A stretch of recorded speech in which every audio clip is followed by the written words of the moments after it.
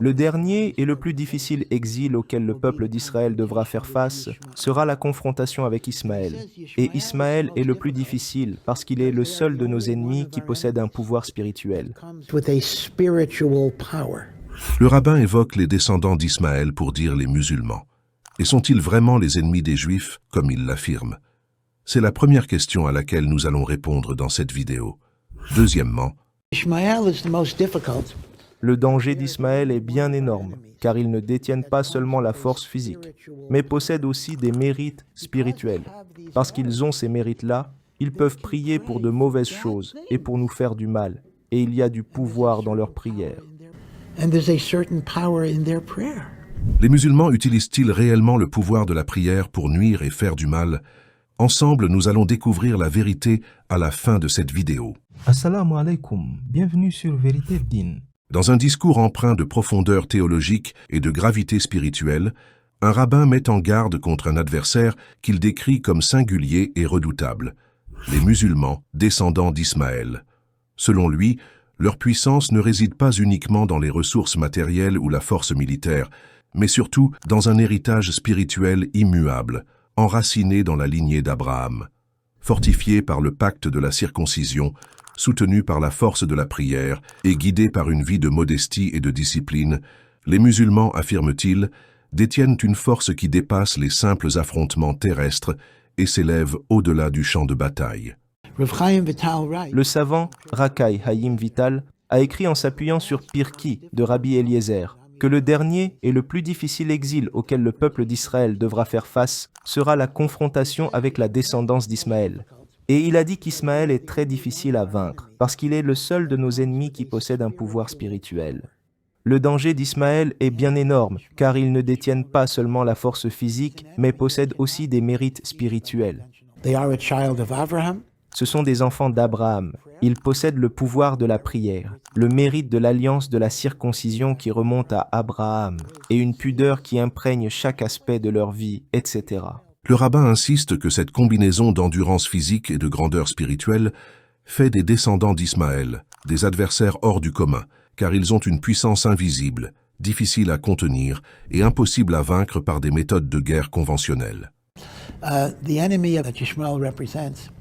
Notre ennemi, qui est le descendant d'Ismaël, est un ennemi qu'on ne peut pas vaincre par les méthodes conventionnelles de combat. Il n'y a aucun moyen de le neutraliser. En d'autres termes, il n'existe aucun moyen logique de neutraliser des gens qui sont prêts à mourir pour leur cause. Si vous les menacez de mort, eh bien, ils n'ont pas peur de la mort, car c'est ce qu'ils veulent. Les bombardements et la destruction massive ne fonctionnent que lorsque vous faites face à des lâches, ou au moins des gens normaux. Je veux dire des gens qui ne veulent pas mourir. Mais lorsque vous avez un adversaire qui se fiche de mourir, qu'est-ce que vous faites pour le vaincre? Vous ne pouvez rien faire. Un ennemi qu'on ne peut pas vaincre? Qualifier les descendants d'Ismaël, donc les musulmans, d'ennemis des Juifs, est une vision erronée. En islam, les Juifs ne sont pas considérés comme des ennemis, mais comme des gens du livre. Juifs et musulmans sont cousins, tous deux liés à Abraham. L'islam enseigne la justice et la paix, et non l'hostilité envers les autres. Les conflits observés aujourd'hui ne viennent pas de la religion elle-même, mais de circonstances historiques et politiques. Présenter un peuple entier comme ennemi est injuste et ne reflète ni l'enseignement du Coran, ni l'esprit de justice et de paix que prône l'islam. Enfin, un autre point crucial mérite toute notre attention. Tout en reconnaissant que les descendants d'Ismaël possèdent un pouvoir spirituel rare qui rend leur prière particulièrement puissante et exaucée par Dieu, le rabbin affirme que les musulmans utiliseraient ce pouvoir pour le mal et pour nuire aux autres. Écoutons exactement ce qu'il a dit, et nous y répondrons dans un instant. Parce qu'ils ont ces mérites-là, ils peuvent prier pour de mauvaises choses et pour nous faire du mal, et il y a du pouvoir dans leur prière. En effet, ce discours véhicule une idée fausse sur la prière des musulmans. En islam, la prière n'est pas un outil pour souhaiter du mal ou invoquer le malheur sur les autres. Au contraire, le Coran insiste sur le fait que la prière doit éloigner du mal, purifier l'âme et rapprocher de Dieu dans la justice et la paix. Les musulmans prient avant tout pour demander la protection, la guidance, le pardon et la bénédiction.